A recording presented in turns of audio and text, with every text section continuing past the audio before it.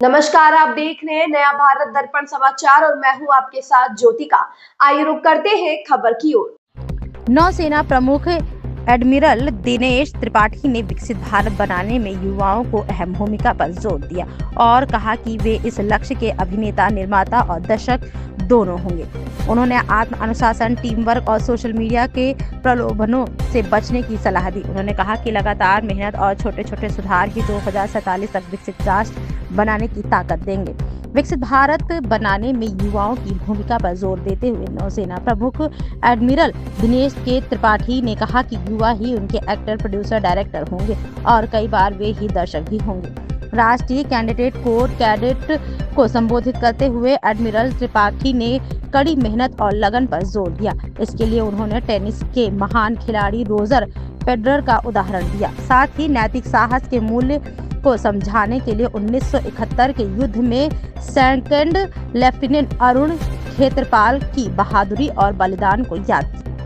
उन्होंने युवाओं से आत्म अनुशासन और टीम वर्क को अपनाने की अपील की तथा जोर देकर कहा कि सिर्फ व्यक्तिगत काबिलियत से कोई संगठन या देश आगे नहीं बढ़ सकता। उन्होंने कहा कि अगर आप इस टीम भावना और युवा ऊर्जा को एकता तथा मकसद के साथ इस्तेमाल कर पाते हैं तो यह 2047 तक विकसित भारत बनने की कोशिश में एक प्रेरक शक्ति बन जाएगी। विज्ञापन उन्होंने कहा कि देश की आबादी में करीब 65% युवा है और इसलिए उन्हें 2047 तक एक विकसित राष्ट्र बनाने के लक्ष्य को हासिल करने की दिशा में आगे बढ़ना चाहिए। उन्होंने कहा कि उस समय तक उनमें ज्यादातर लोग 30 के दशक के आखिर या 40 की शुरुआत में होंगे। तो अगर मैं विकसित भारत बनने की इस प्रक्रिया को किसी फिल्म बनने जैसा देखूं तो इस सफर में आप एक एक्टर, एक्ट्रेस, प्रोड्यूसर, डायरेक्टर होंगे और कई बार इसके दर्शक भी होंगे। उन्होंने कहा कि भारतीय आबादी में 65% युवा है। मैं आप पर नतीजे देने का दबाव नहीं डाल रहा हूं, लेकिन आपको काम करना होगा क्योंकि आप आबादी पर ज्यादातर हिस्सा हैं।